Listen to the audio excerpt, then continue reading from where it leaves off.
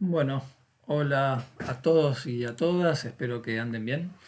La idea de este video es presentar brevemente el enfoque de análisis regional en la Argentina con algunos de sus principales conceptos. ¿Sí? Un primer factor a destacar de este enfoque es que se constituye a partir de la crítica a la noción tradicional de región. Como señala Susana Bandieri, esta crítica implicaba salir de la visión que la geografía tradicional tenía sobre el concepto de región, que básicamente estaba anclado en una definición a priorística del objeto de estudio, o sea, la región estaba atrapada en delimitaciones preestablecidas que difícilmente escapaban a los límites políticos provinciales o de expresar macro regiones geográficas, pero previamente delimitadas.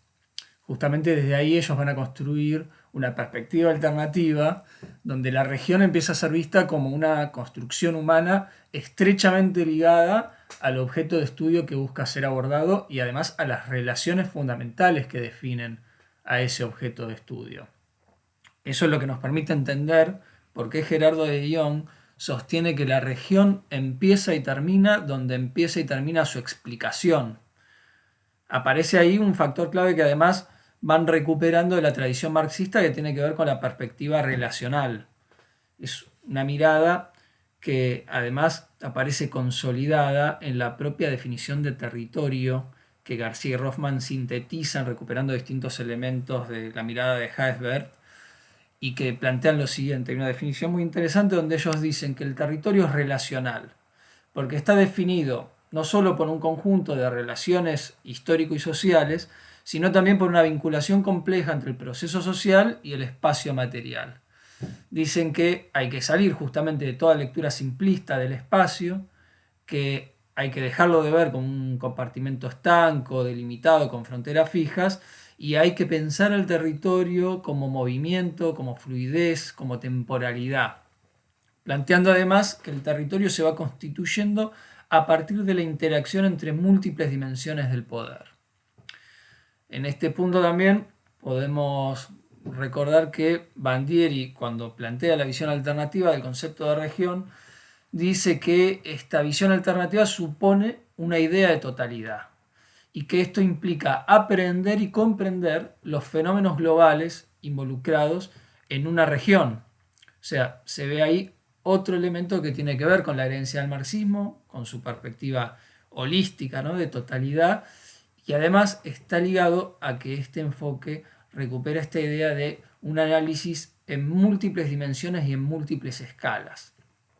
En ese punto es que De Jong también plantea que el método regional debe recuperar las herramientas del materialismo histórico, en particular para comprender las relaciones sociales vinculadas a la generación y la acumulación de excedentes, de excedente económico. Donde también él de esa manera pone en relevancia la vinculación entre los procesos productivos y la construcción del espacio social. Ahora bien, justamente en su trabajo, él va a definir al método regional como un enfoque inclusivo, comprensivo, para aprender la sociedad, el uso de los recursos, la organización del territorio y, en síntesis, la problemática socioespacial. Y él plantea además qué tipo de conocimiento va a postular este enfoque de análisis regional y plantea que el enfoque apela a la construcción de un conocimiento sintético. ¿Qué quiere decir de nuevo? Es un saber que articula diversas dimensiones y diversas escalas de análisis. Busca vincular fenómenos de distinta naturaleza y rearticularlo de una perspectiva de totalidad. Una totalidad que siempre involucra algo más que la suma de las partes y que además desde allí se dota de sentido al conjunto de parcialidades que une. Es un conocimiento que asume la complejidad y que busca generar síntesis de la misma. Por eso, en este sentido, es que él plantea esta idea del vínculo entre el método regional y el tipo de conocimiento que constituye. Pero además recupera una perspectiva del conocimiento como práctica transformadora. Ahí también recupera este espíritu de la tesis 11 de Marx sobre Feuerbach, cuando decía que los filósofos hasta ese momento se habían dedicado a interpretar de diversas formas el mundo, pero de lo que se trataba era de transformarlo. Ustedes van a encontrar que los autores del enfoque de análisis regional no asumen una postura pasiva frente a los objetos que estudian, sino que buscan intervenir, buscan generar claves para una intervención transformadora en un sentido progresivo sobre los propios fenómenos que están analizando. Acá tenemos una larga cita de Gerardo de Jong que me parece interesante analizar. Primero, hay que recordar que él sostiene que el capitalismo, que ha adquirido un alcance globalizado, tiene impacto con sus distintas formas de dominación sobre la organización del territorio en cada una de las regiones que lo constituyen. En esta cita hay una serie de elementos para profundizar cómo se da esa dinámica. Vamos a ir por partes. Primero, ¿qué nos está diciendo? Nos habla de un sistema social con contradicciones.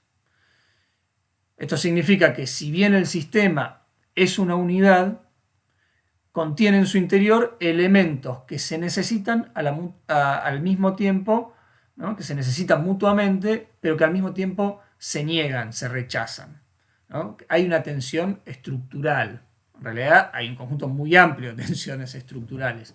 Pero pensemos, por ejemplo, en la contradicción fundamental y constitutiva de nuestras sociedades, la contradicción entre capital y trabajo asalariado. Si bien ambos constituyen una unidad central necesaria en el capitalismo para la generación de valor y para la satisfacción de necesidades, se encuentran articulados de un modo desigual, de un modo asimétrico a través de relaciones de explotación, donde además la mayor ganancia del capital implica una mayor apropiación de plusvalor no remunerado al trabajador y donde el mayor salario del trabajador implica también disputarle una porción de la ganancia al capital. Entonces, por esa misma naturaleza, hay una contradicción que constituye al mismo tiempo una tendencia al conflicto. De hecho, también vamos a encontrar que los distintos autores de este enfoque marcan la importancia clave del conflicto en la constitución del espacio social. Ahora bien, dice De Jong, ¿no? Tenemos este sistema social contradictorio que opera sobre el medio natural y que lo hace a través de determinadas relaciones de producción y a través de determinados medios de producción, aplicando una tecnología determinada. Acá me parece interesante rescatar que para De Jong la tecnología es un instrumento dialéctico. ¿Por qué? Porque los grupos humanos transforman la naturaleza para satisfacer sus necesidades y al mismo tiempo se transforman a sí mismos. Y en este sentido la tecnología media entre sociedad y espacio. Pero además define la forma que va a tener el capital fijo. ¿Qué es el capital fijo? Es la maquinaria, los insumos, los edificios, los caminos, la infraestructura. ¿Sí? Tenemos el capital fijo, que es eso, y el capital variable, que se refiere a la fuerza de trabajo, ¿no?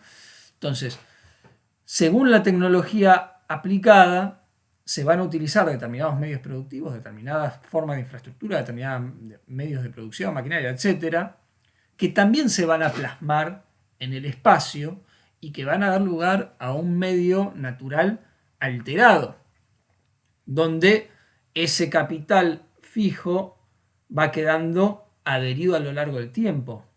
Pensemos, por ejemplo, en ciudades que han tenido el paso de distintas civilizaciones en un mismo espacio, ¿no?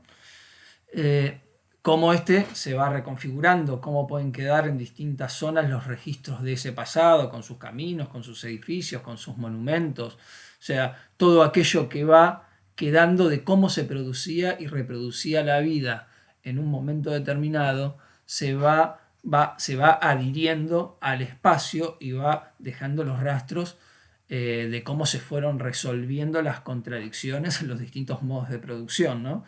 en los distintos modos, además de reproducción de la vida misma. Entonces, en ese sentido, De Jong señala que los diversos modos de producción van alterando y van construyendo el espacio, ¿no? Y en ese sentido se va adquiriendo y se va desarrollando una modalidad particular de uso de los recursos naturales, que implica además la aplicación de una tecnología, pero también una forma de organización particular del espacio.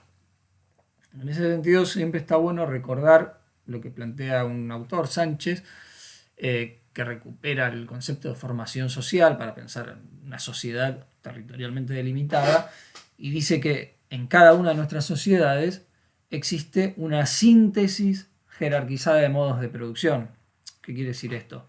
Que si bien hay un modo de producción que es dominante, generalmente se va articulando con otros modos de producción a los cuales subordina.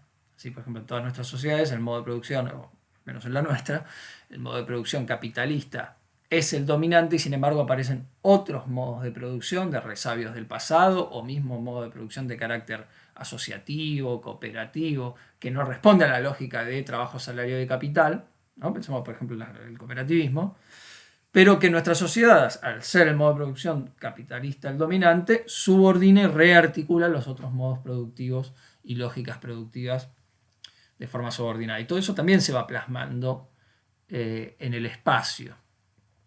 Y se va plasmando en el espacio, decíamos, cómo se van resolviendo esas contradicciones, cómo se van resolviendo los conflictos. Pero además, y en este sentido está bueno porque los autores retoman mucho a David Harvey y a otros pensadores, para plantear que el espacio no es un mero reflejo, no es solo un receptáculo, sino que es un momento activo del proceso social. Ahí también Sánchez planteaba que el espacio actúa como soporte de las relaciones sociales y de poder, pero también es un factor interviniente sobre esas relaciones. Porque además la diversidad espacial y las características propias de un espacio y de sus recursos motivan y conllevan acciones diferenciadas para que los distintos grupos sociales puedan usufructuar y apropiarse de esos recursos para reproducirse socialmente. Obviamente según el modo de producción y según el proyecto hegemónico que lidere una sociedad en un tiempo determinado.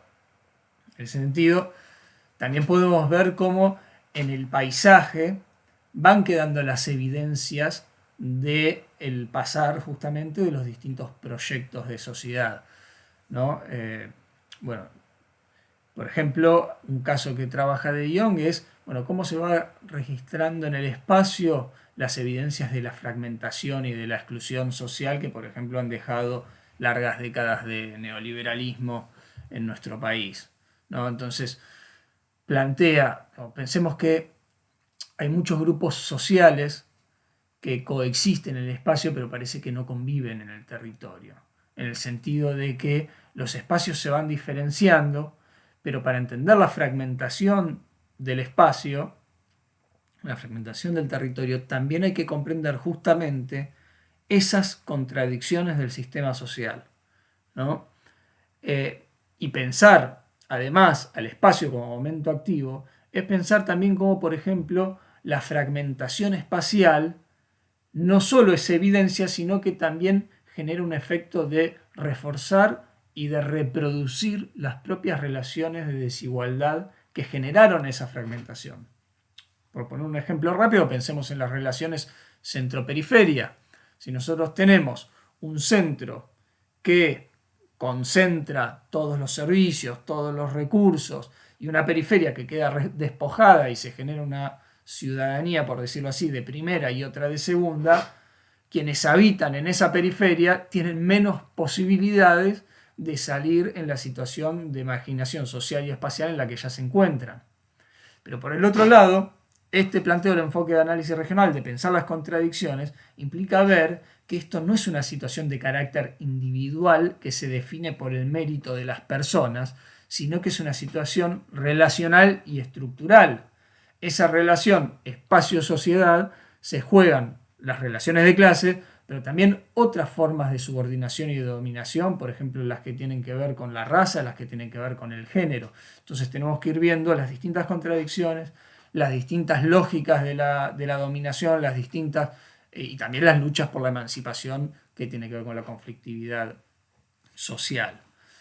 En ese punto vemos cómo el territorio en su dimensión regional no puede ser solo explicado por la dimensión regional misma, sino en interacción con otras escalas, con la escala nacional, con la escala internacional.